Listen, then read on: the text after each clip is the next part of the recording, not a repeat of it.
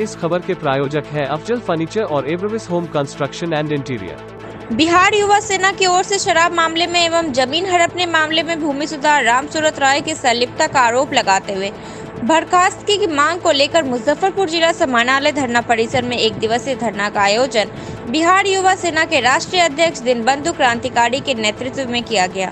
इस धरने को जिला कांग्रेस कमेटी, युवा संघर्ष शक्ति, ग्राम वार्ड निर्माण समिति सहित अन्य संगठनों का समर्थन मिला।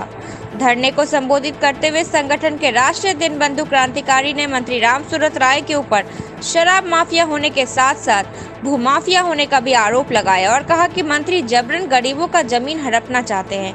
वहीं दीनबंधु क्रांतिकारी ने कहा कि जिला परिषद की कलमबाग चौक वाली जमीन के फर्जी एग्रीमेंट में भी रामसूरत राय के संलिप्तता है। उन्होंने कहा कि संगठन इस धरने के माध्यम से राज्यपाल महोदय एवं मुख्यमंत्री से अविलंब गरीबों के जमीन हड़पने, शराब माफिया, सरकारी जमीन को घोटने वाले मंत्री की बर्खास्तगी करे और इनके ऊपर मुकदमा चलाकर जेल भेजे।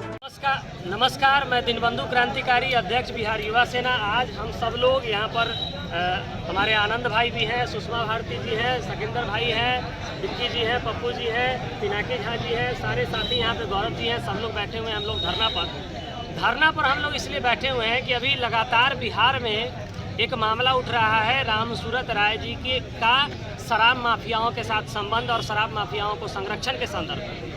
इस मामले को मैंने दिसंबर 2020 में ही उठाया था, जो मामला अब जाकर के तूल पकड़ा है। और रामसूरत जी यह कहते हैं कि उनका शराब माफियाओं के साथ कोई संबंध नहीं है। मैं दावे के साथ कहता हूं कि पूरे औराई विधानसभा के दोनों प्रखंड और यहां तक कि पूरे मुजफ्फरपुर का अगर कोई सबसे बड़ा शराब कारोबारी आज के डेट में है तो रामसूरत राय जी हैं। और अपने संरक्षण में हर क्षेत्र में 1-2 एजेंट वो रखे हुए हैं। इसी संदर्भ में मैं आप लोगों को बताना चाहता हूं कि एक मामला कटरा प्रखंड के कटाई पंचायत का है, जहां की मुखिया कृष्णा देवी है और उनके पत्नी हेमंत सहनी है और उनका बेटा मुन्ना सहनी है। अब मैं बताता हूं कि इनसे इनका क्या संबंध है। ये लोग, ये फोटो आप देख सकते हैं, ये भाजपा का बैनर है और ONGC के माध्यम से 42 शौचालय उस पंचायत में बनाया गया। मात्र 2 शौचालय का उद्घाटन किया गया, जिसमें 42,000 रुपया दिया जाता है एक शौचालय बनाने के लिए, और बाकी सारे शौचालय का सूची लगातार हमारे साथी RTI के माध्यम से मांग रहे हैं, लेकिन आज तक नहीं दिया गया। वो सारा एक तरह से समझिए कि फर्जी तरीके से कागज पे बना करके पैसे का निकाही करके माननीय अभी जो वर्तमान मंत्री हैं रामसूरत राय और स्थानीय सांसद जो है सारे पैसे का गबन कर गए। अब देखिए कि इन पे मामला क्या है। मामला है कटरा थाना केस नंबर 101/17, जिसमें हेमंत सहनी, कृष्णा देवी, ये लोग मतलब उसमें नामजद हैं। और उसमें इनका एक स्कूटी भी पकड़ाया गया था जो बिना नंबर प्लेट का था, नया था। अब आपको बताते हैं कि इनका मंत्री जी से क्या संबंध है। ये लोग लगातार शराब का कारोबार कर रहे हैं और जब पिछली बार ये मुखिया का चुनाव लड़े थे तो इन्होंने जो हलफनामा दायर किया था उसमें मात्र 1 लाख रुपया आमदनी दिखाया था। आज दर्जनों एकड़ के मालिक हैं और साथ ही साथ लगभग 50 लाख से ज़्यादा का घर बना चुके हैं।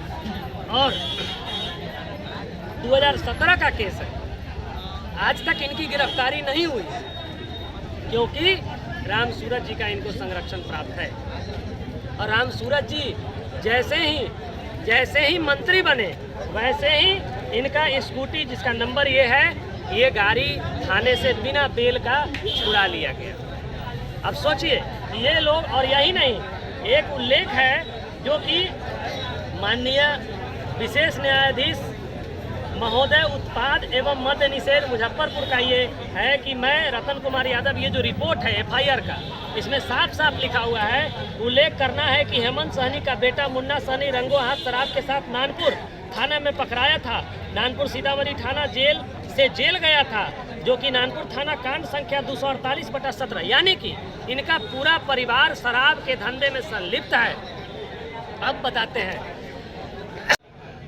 इस हेमंत सहनी, मुखिया कृष्णा देवी के द्वारा पूरे कटरा प्रखंड में किया गया।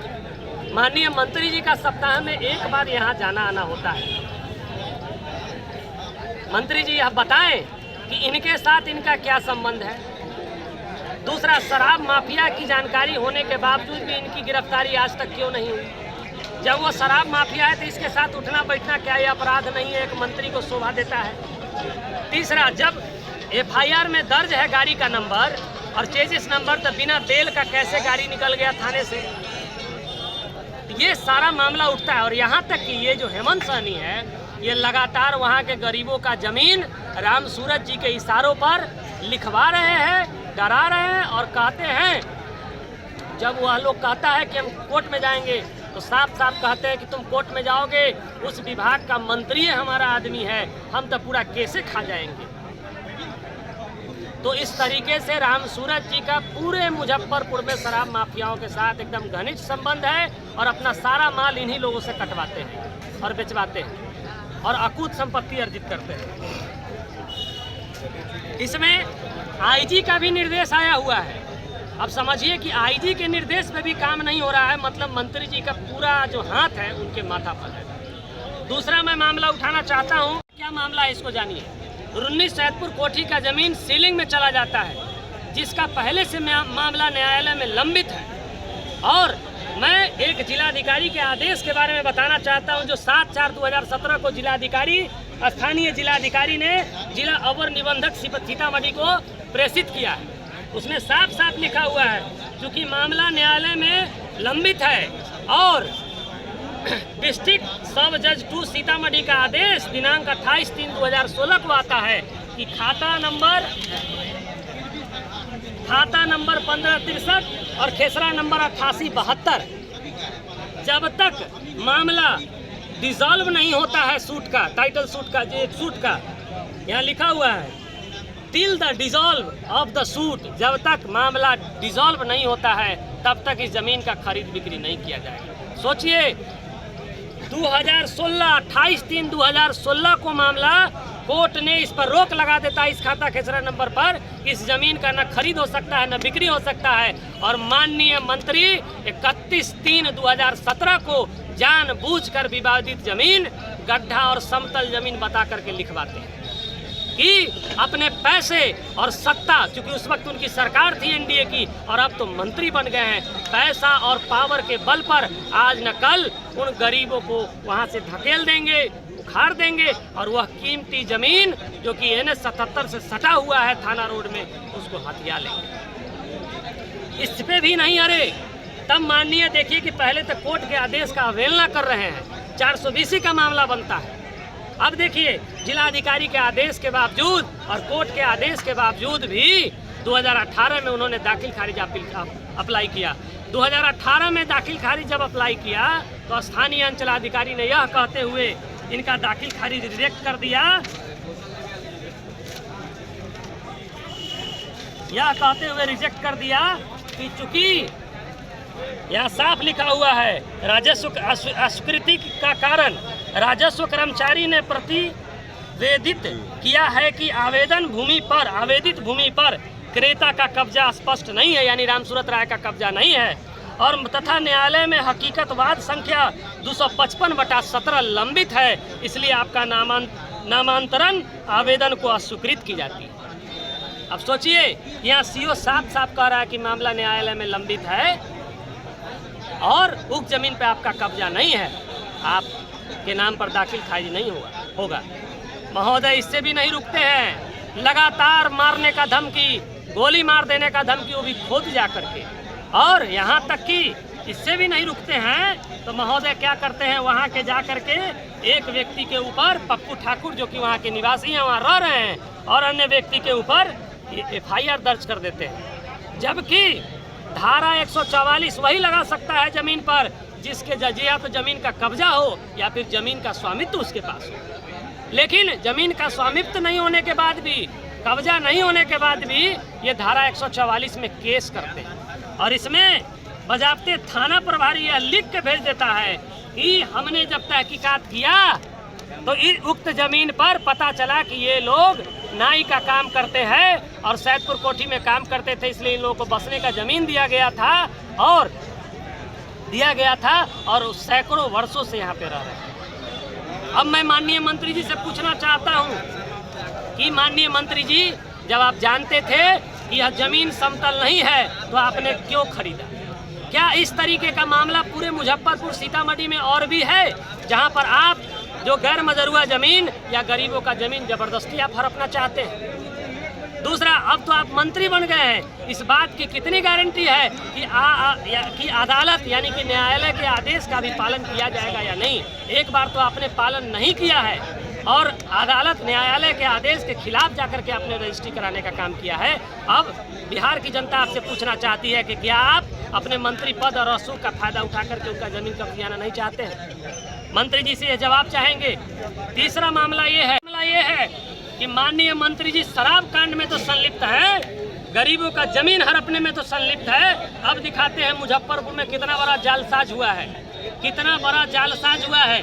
जिला परिषद का कलमबाग चौक पर जो बिट्सम स्कूल है, जो एमएलसी दिनेश सिंह जी के पुत्र के नाम पर एग्रीमेंट किया हुआ है, उसमें कितना बड़ा जालसाज हुआ है ये समझिए। ये डीडीसी के बैठक का आवेदन है। डीडीसी का बैठक 7/2/2011 को किया जाता है। उस वक्त राम सूरत जी एमएलए होते हैं और इनके उपस्थिति में 7/2/2011 को बैठक होता है डीडीसी के अध्यक्षता में। अब सोचिए, बैठक 7/2/2011 को हो रहा है और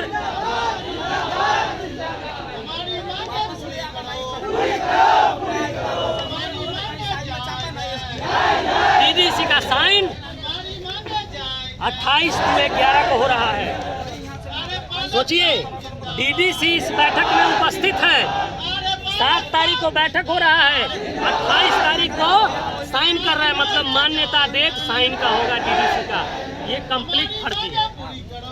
यहाँ तक कि जो पेपर में डाक के लिए जो नोटिफिकेशन निकाला गया दैनिक जागरण में, वह भी हम लोगों ने पता किया। उस डेट को दैनिक जागरण में कोई विज्ञापन दिया ही नहीं गया है, वो भी फर्जी है। यहाँ तक कि जो आवेदन किया गया है उस पर भी वो भी फर्जी है। उसमें भी नाम का सिर्फ दिया हुआ है, न पिता का नाम है न एड्रेस है। अब मैं बताना चाहता हूँ, अब देखिए, बैठक होता है 7/2/2011 को, डीडीसी का साइन होता है 28/2/2011 को और एग्रीमेंट हो जाता है 19/2/2011 को।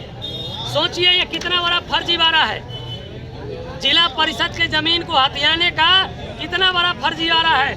और माननीय जो भी मंत्री हैं भूमि सुधार राम सूरत राय जी, उनकी सहमति से ये फर्जीवाड़ा हो रहा है। ये पूरे 2 एकड़ जिला परिषद के जमीन का मामला है और जो एग्रीमेंट बनता है वो भी कंप्लीट फर्जी है। यानी कि 150 यानी 50 वर्षों का लीज बनाया गया हुआ है और उस डीड में यह लिखा हुआ है कि जब 50 वर्ष पूरा हो जाएगा तो जिनके नाम पर ये लीज है वही सबसे पहले हकदार होंगे उस लीज को रिन्यू कराने के लिए। वो नहीं चाहेंगे तब किसी दूसरे का होगा। उसके 50 साल के बाद भी उनके बेटा पोता अगर चाहेंगे तो पहले वो करा सकते हैं, अगर वो मना करेंगे तब दूसरा करेंगे। यानी कि कौड़ी के भाव में जिला परिषद के 2 बीघे जमीन को कब्जियाने का पूरा प्लान और पूरा का पूरा रणनीति बना चुके हैं माननीय भू माफिया मंत्री राम सूरत राय एवं ये सारे लोग, दिनेश सिंह जैसे लोग, दिग्गज लोग इसमें शामिल हैं। और इसी विषय में आपको बताना चाहता हूं कि एक अधिवक्ता है पंकज कुमार, जिन्होंने कोर्ट में फाइल किया, रीड फाइल किया इसके खिलाफ।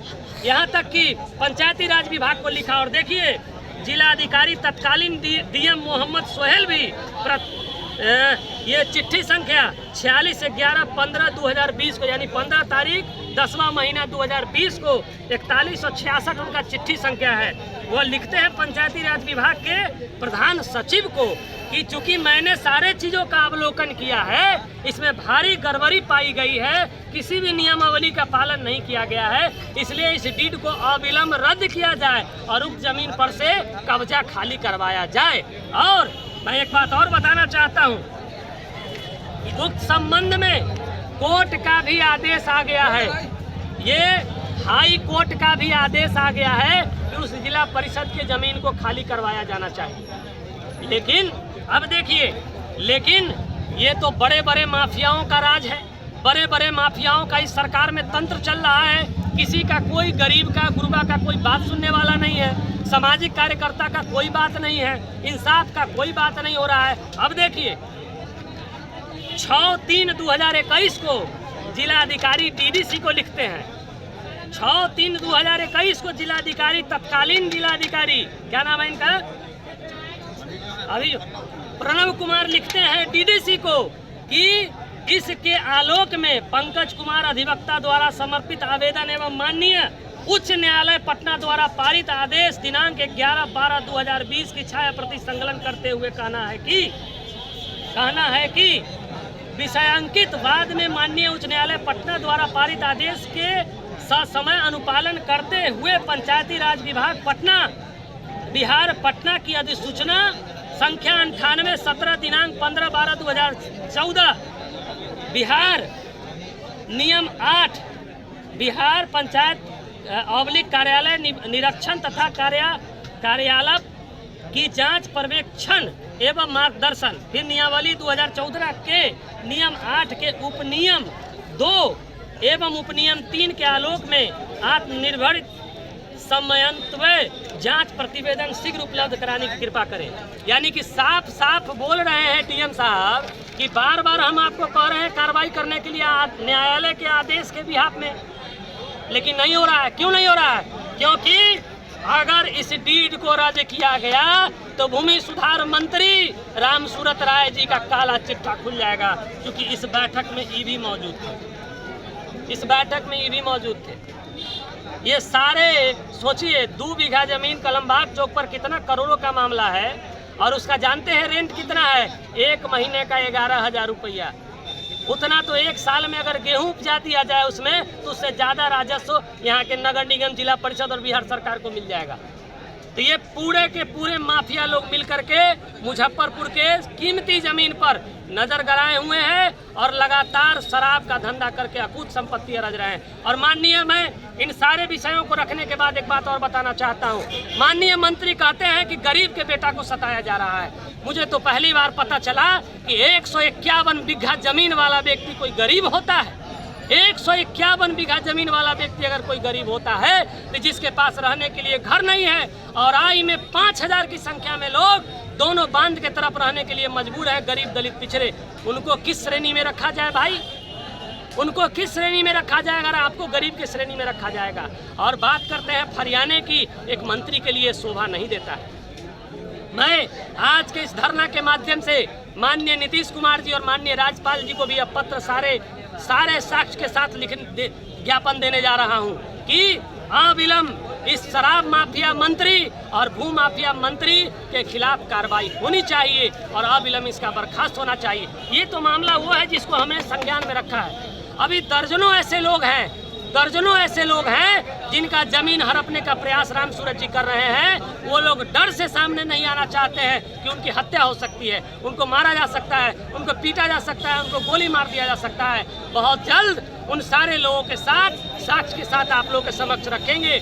और एक बात और, आज हम लोगों ने जिन बातों का उद्भेदन किया है उससे निश्चित रूप से हमको और हमारे साथियों के जान के ऊपर भी खतरा है। तो मैं माननीय जिलाधिकारी, एसएसपी, मुख्यमंत्री से भी आग्रह करता हूं कि इनकी भी सुरक्षा की गारंटी लिया जाए। और खास करके जो हेमंत सहनी के द्वारा जिन गरीबों का जमीन हड़पा जा रहा है उनको तो सुरक्षा मिलना ही चाहिए। रुन्नी सैदपुर के गरीबों को जमीन में सुरक्षा मिलना ही चाहिए। और मुख्यमंत्री जी को कहना चाहेंगे कि जिस कर्पूरी का अपने आप को चेला मानते हैं, जिस लोहिया का अपने आप को चेला मानते हैं, आज उन कर्पूरी ठाकुर के वारिसों को जमीन से बेदखल करने का प्रयास किया जा रहा है। अगर नहीं रोका गया, यह मंत्री, अब सोचिए, ये मंत्री गरहा के हैं, ये पोछा के रहने वाले, इनको रुन्नी सैदपुर में जमीन खरीदने की क्या मतलब है?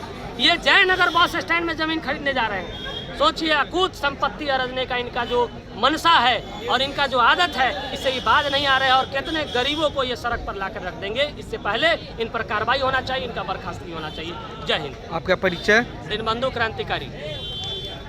अब फर्नीचर खरीदे मुजफ्फरपुर के अफजल फर्नीचर से।